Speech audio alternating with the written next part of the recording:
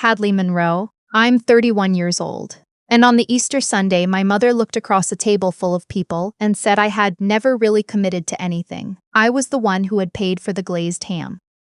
Not just the ham, the tablecloth, the flousers. The Smithfield smoked turkey my uncle had specifically requested because he doesn't eat pork. The 3 bottles of Chardonnay sitting half empty on my mother's kitchen counter. I had paid for all of it the Thursday before, quietly, the same way I had paid for most things in that house for the past 4 years. My mother didn't know I'd been standing in line at the Whole Foods 2 towns over. She thought my aunt had organized the food. I had asked her to pick it up and put it on my card, and asked her to let my mother believe it was her contribution. That was the kind of invisible work I had learned to do very well. The comment came during dessert. My cousin was asking about my sister's boutique, a craft and home goods store she had opened 18 months earlier in a repurposed warehouse space downtown. My mother was beaming the way she always did when my sister's name entered a room. She talked about foot traffic and pop-up events and a holiday collection that had sold through quickly. Then somebody turned to me and asked what I had been up to. My mother answered before I could. Hadley is still doing her thing at the hospital, administrative work. She said it the way people say between jobs. A small, dismissive pause. Then she looked at my aunt and said it. She never really committed to anything the way her sister did. Some people are builders, some people just maintain. My uncle nodded. Your sister took a real risk, he said. That takes courage. He said it like courage was something I had specifically chosen not to have. I had worked as a supply chain coordinator for a regional hospital network for 6 years. My job was not administrative in any way a casual listener would recognize. I managed vendor contracts, tracked inventory for 8 surgical departments, coordinated shortage protocols when a medical supplier went backorder, and wrote the contingency plans that kept operating rooms from running out of critical materials. When supply lines collapsed in 2021, I was on the phone at midnight with distributors in 3 states. I once sourced 40,000 units of a specific surgical suture in 48 hours because our contracted vendor had been acquired, and their new parent company hadn't transferred our account correctly. I was good at solving problems no one saw coming, because I spent most of my time preventing them from becoming visible at all. At my mother's table, I was the daughter who did administrative work at a hospital. I didn't correct her. I had stopped correcting her a long time ago. What my mother did not know, what none of them knew, was that the evening before Easter, I had transferred $800 into her checking account the same way I did every month. The cell phone plan covering 4 lines, hers included, came out of my account on the 12th. Her homeowner's insurance, which she had let lapse twice before I quietly moved it onto autopay under my card, renewed in 6 weeks. The Instacart delivery she'd had 3 days earlier, $220 of groceries, had been charged to a shared account I funded and never mentioned. Maintain, I said, after a moment. My mother didn't look uncomfortable. She smiled at my cousin and changed the subject to my sister's spring inventory. I finished my coffee. I helped clear the table. I hugged my mother on my way out, which I always did, and she hugged me back, which she always did, and neither of us said anything that meant anything. When I got to my car, I sat for a while without starting the engine. Not because I was shaking. I wasn't. I was doing the math. 4 years earlier, I had no intention of becoming my mother's financial infrastructure. My father died when I was 26. My mother had never managed their finances. That had always been his department. And when he was gone, she was 61 years old and genuinely lost. The mortgage was behind within 3 months. She called me crying on a Tuesday, and I paid the overdue balance because it was $740 and because she had just lost her husband and because I loved her. That first payment felt like an emergency. It was supposed to end. The next month she mentioned she wasn't sure how the insurance bill worked, so I set it up on autopay. My sister was saving money to open her boutique, so she couldn't help. My uncle said he was in between things in a way that never resolved into anything, and I had just gotten a raise, so I told myself this was temporary. Emergencies usually are. They stopped being emergencies somewhere in the 2nd year, but the payments didn't stop. The mortgage became my responsibility, the internet, the cell plan, which had 4 lines because my uncle had once mentioned he was tired of his carrier, and my sister said she could save money by joining ours. I added them both. My mother's car insurance, contributions toward property taxes, the deductible when she needed a crown replaced, a grocery fund that had started at $100 a month and gradually become $200 because the cost of everything went up and I didn't say anything.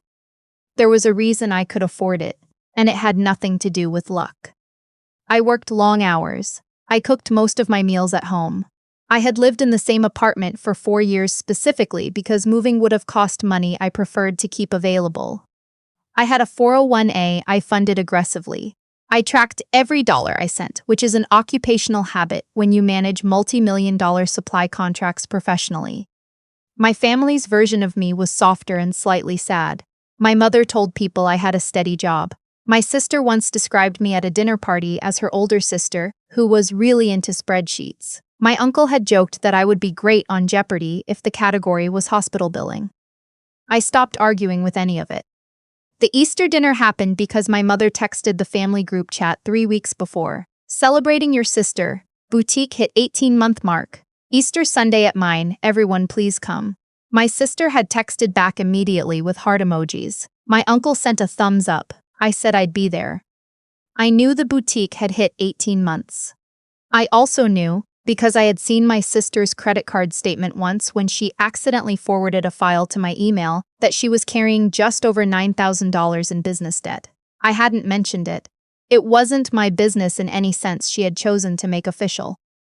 I considered not going. Then, my mother called the Thursday before to say she hoped I wouldn't make it weird by being quiet the whole time. She had not yet asked if I was coming, but had already assumed I would. That call decided it. I went. I paid for the food. I sat at the table and listened to my sister talk about her boutique and my uncle talk about a property investment he was evaluating, and my mother glow at both of them. And then my mother told her sister I had never committed to anything, and I finished my coffee and I drove home. I sat in my car in front of my apartment building for 4 minutes.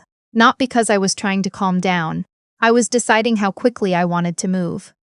I had been thinking about this moment for a while. Not a dramatic version, not some scene where I arrived to confront them.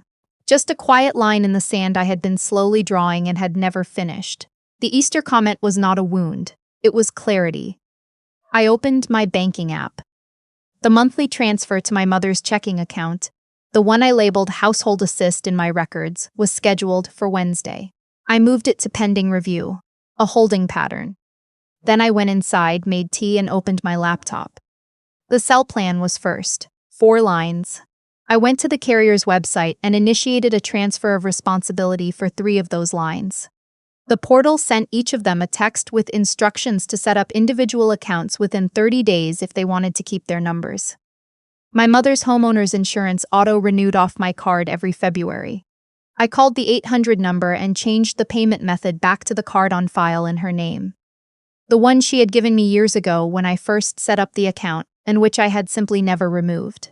The representative was helpful. The change took 11 minutes. The Instacart account was easy. I removed my mother's address from the shared delivery profile. I did not cancel her mortgage. That loan was in her name. What I stopped was my automatic transfer that covered the difference between what she could manage and what the payment actually cost.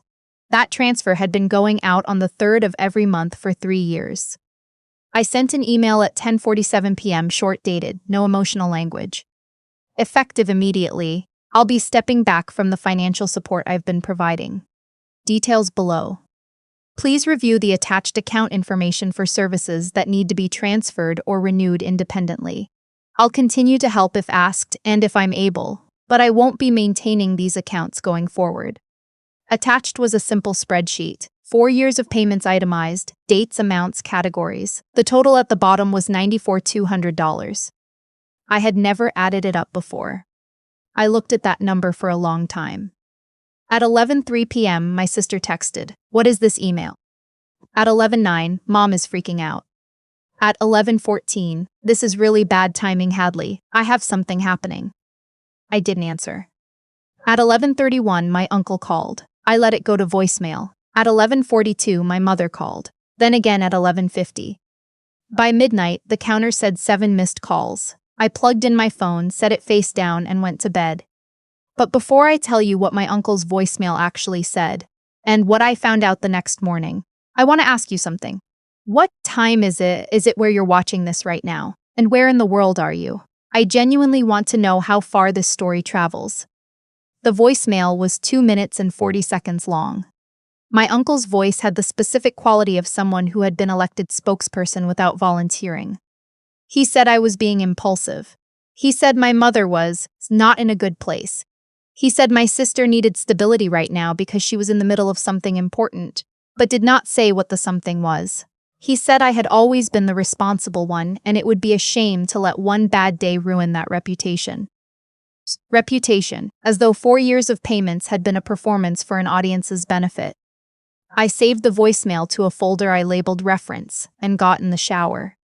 My sister texted 4 more times by 9 a.m. Monday. The last one said, "You need to call me. This affects more than you know." I was at my desk at work when I finally looked at my phone long enough to read them all. I had a vendor call at 10:30 and a contract renewal to review before noon, and I gave both my full attention before I addressed any of it. At 12:15, I called my sister back. She answered on the first ring, which she almost never does. "I need you to put the transfer back," she said. "Not hello." "Which transfer?" "The household one. Mom can't cover the mortgage without it." "I know. That's something she'll need to figure out." A pause. "You don't understand, there's timing involved." "What timing?" Another pause. Longer. "I applied for a loan." I waited. "For the boutique, an SBA loan, it went in 3 weeks ago." "Okay. And I listed you." The call was very quiet for a moment. "You listed me how?" She used the word guarantor. She said it quickly, like speed would make it smaller. I set down my pen. "You listed me as a loan guarantor without asking me." "It was just to strengthen the application. The loan officer said having a co-signer with a stable income would." "Did you sign my name to anything?" "No, just listed your information, your employer, your income bracket." A pause. "Your title." There it was, my title. The job that was administrative work, the career my mother had described as maintaining. "How much is the loan?" I asked. She told me. $45,000. I want to be precise about what happened next, because this is the part people misunderstand when they hear a story like this. I was not furious. Fury would have been easier to explain. What I felt was something closer to recognition, a clear understanding of a pattern I had been living inside for so long that I had stopped seeing its edges. My sister had listed me as a financial guarantor on a $45,000 business loan because it had not occurred to her to ask. She had grown so accustomed to my income being available as a supporting structure that she had extended that assumption into a legal document. She did not think of it as using me.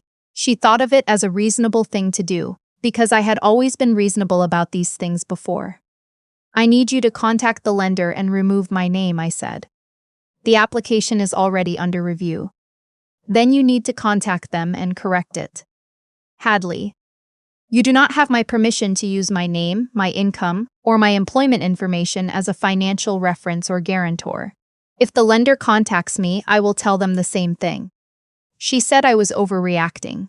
She said it was just paperwork. She said the boutique was finally finding its footing and I was going to blow it up over a technicality. I said it wasn't a technicality.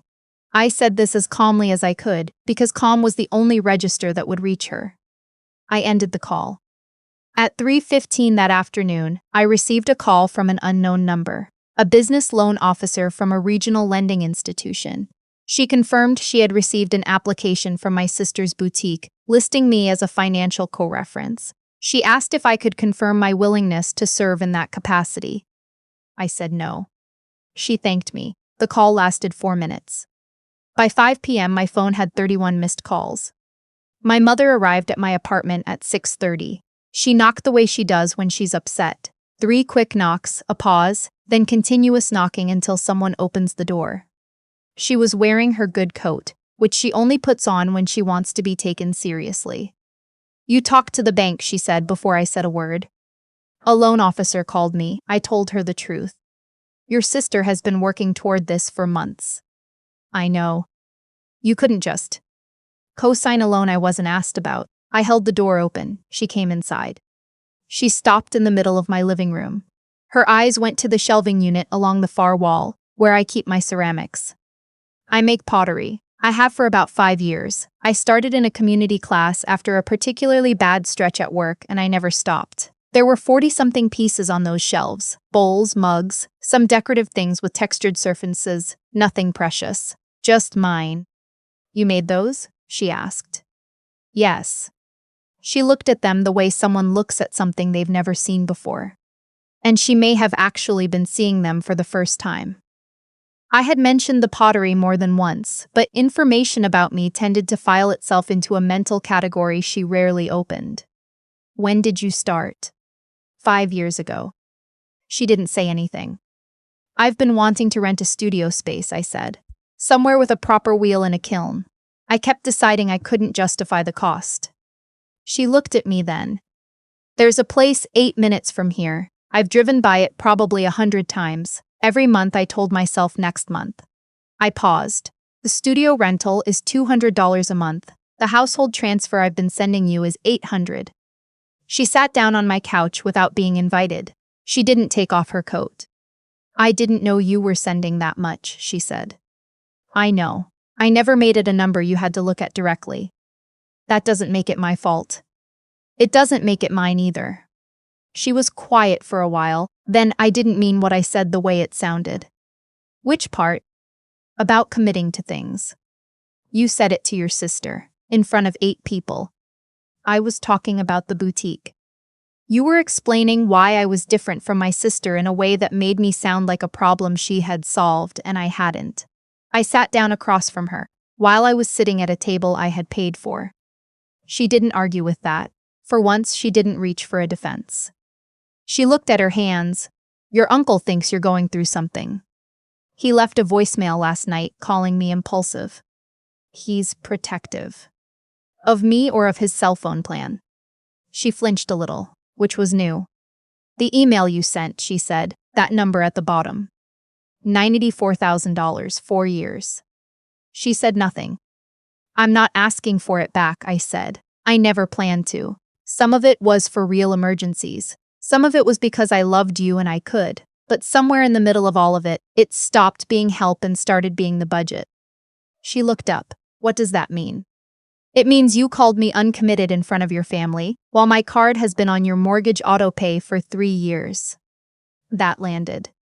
She pressed her lips together. The good coat suddenly looked like it was wearing her instead of the other way around. I need to go, she said. I know. She stood. At the door she paused and looked back at the ceramics on the shelf. She didn't say anything about them. She left. The next 2 weeks were not quiet. My sister called 17 times. Most I let ring. The ones I answered were short. Her loan application was declined, not solely because of my withdrawal, but partly because the lender had questions about her revenue documentation that she hadn't anticipated. She spent 2 weeks angry at me about it, which I understood, even if I didn't accept the premise that her anger was mine to solve. My uncle called 4 times. I answered twice. The first call was defensive. The second was quieter. He said my mother had shown him the spreadsheet. He said he hadn't realized how long the arrangement had been running. I said that was something he could think about. I did not extend that into an invitation to continue. By the end of April, the missed call counter on my phone had reached 44. What stayed with me was not the number. It was the fact that for 4 years, hundreds of payments, dozens of transfers, every single month without exception, not one of those calls had come to ask how I was doing. The moment the money stopped, suddenly everyone knew my number by heart. The consequences settled over several months, which mattered to me. I didn't want a dramatic resolution. I wanted a real one. My mother took over her own cell phone line. She called the carrier herself, which she told me later had taken 40 minutes and required her to look up her own social security number. She signed up for a budgeting app her credit union recommended. She cut 3 subscription services she had forgotten were still running. She found a roommate, a graduate student who needed a quiet place to study, and that rental income changed her monthly math in a way my transfers never quite had, because it was hers to plan around. My sister did not get the SBA loan. She applied for a smaller line of credit through a local small business fund and received part of what she asked for. She used it to pay down her existing business debt and renegotiate her lease. The boutique didn't grow the way she had imagined, but it stabilized, which turned out to be more valuable. She hired one part-time employee, which forced her to track labor costs for the first time, which forced her to actually read her own profit and loss reports. That discipline was worth more than any loan I could have guaranteed. My uncle's property investment did not materialize, which surprised no one who had been listening carefully. I signed a lease for the pottery studio in early May. The first month I sat at a real wheel in a space that belonged entirely to me. I made 4 uneven bowls and 1 lopsided mug, and I didn't care at all. The $200 a month felt different than I expected. Not smaller, different. Like money finally doing what money was supposed to do. I had spent years telling myself that spending on my own life was irresponsible. I had believed it enough that I had built my family's financial routines around the assumption that my income had no other valid destination. That belief, I came to understand, had not come only from love. Part of it had come from something older and quieter. If I was useful enough, often enough, maybe I would finally become impossible to overlook. Maybe being indispensable was the closest thing I had to being valued. That was the lesson I least wanted to learn. In August, 4 months after Easter, my mother emailed me. The subject line was just my name. She wrote more than I expected. She talked about the budgeting app. She talked about sitting with her credit union's financial counselor and realizing she had not looked at her own bank statements with real attention in almost a decade. She said her grad student renter had become someone she occasionally had dinner with, which she hadn't anticipated enjoying as much as she did. Then she wrote this. I've been trying to understand why it was so easy for me to say what I said at Easter. I think it's because I had been telling myself a story about you for a long time. That you were fine, that you were steady, that you didn't need the same attention I gave your sisters because you were handling things. But I think that story served me more than it served you. If I admitted how much you were carrying, I would have had to ask myself why I was letting you carry it. I read that paragraph 4 times. It wasn't a performance, it was an accounting. I didn't call her that day. I wrote back. I said I appreciated her honesty. I said I was glad she was making changes. I said I wasn't ready to pretend Easter hadn't happened, and that I didn't want to rebuild what we'd had before. I wanted something different if we were going to have anything at all. She wrote back 2 words, I understand. No follow-up, no guilt, no question about when I'd be coming to Sunday dinner. That mattered more to me than almost anything she could have said. I met my mother for coffee at the end of October, her suggestion. A coffee shop that was not her kitchen, which meant we were on neutral ground for the first time in years. She was already there when I arrived, sitting with her hands around a mug, looking a little different than she had at Easter, less tightly coiled. Like someone who had been holding something for a long time and had finally set it down. We talked about ordinary things first, my job, her tenant, the first frost of the season. Then she asked about the studio. Not whether it was making money. Not whether I was planning to sell anything or whether it was going anywhere. She asked what I was working on. I told her I had been experimenting with a technique called mishima, a way of inlaying contrasting clay into carved patterns before the piece dries. It required a kind of patience I hadn't known I had in me. She listened to the whole explanation without once looking at her phone. When I finished, she said, I wish I had asked about this sooner.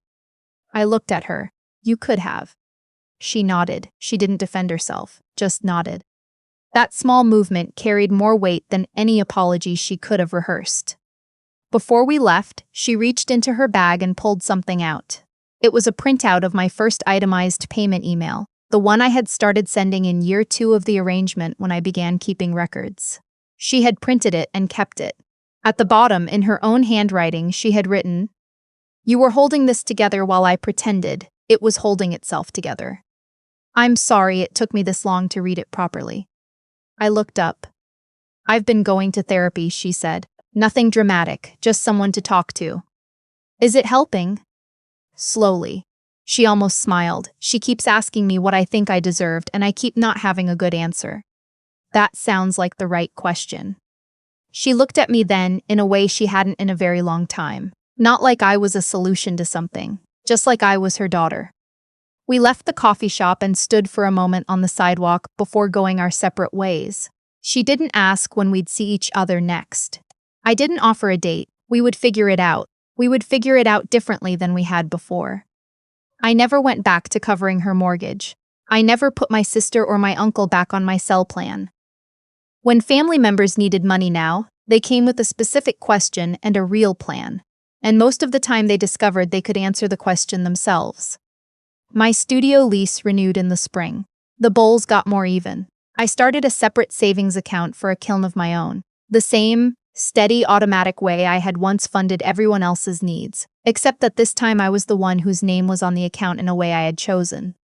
I still helped people. I became deliberate about it. When I gave now, I knew exactly what I was giving, why, and where it ended. That distinction changed everything about how it felt. My mother's Easter comment had once looked like the moment everything broke. Looking back, it was the moment I finally stopped maintaining a structure that had never been built to last, and started building one that was. The 44 missed calls had not been proof that I was needed. They had been proof that I had made myself indispensable in the wrong direction, for so long, that the people who depended on me had never been forced to discover what they were actually capable of on their own. Their budgets became their responsibility. Their plans became their responsibility. Their growth became their responsibility. And my Sundays finally became mine. So here is what I want to leave you with.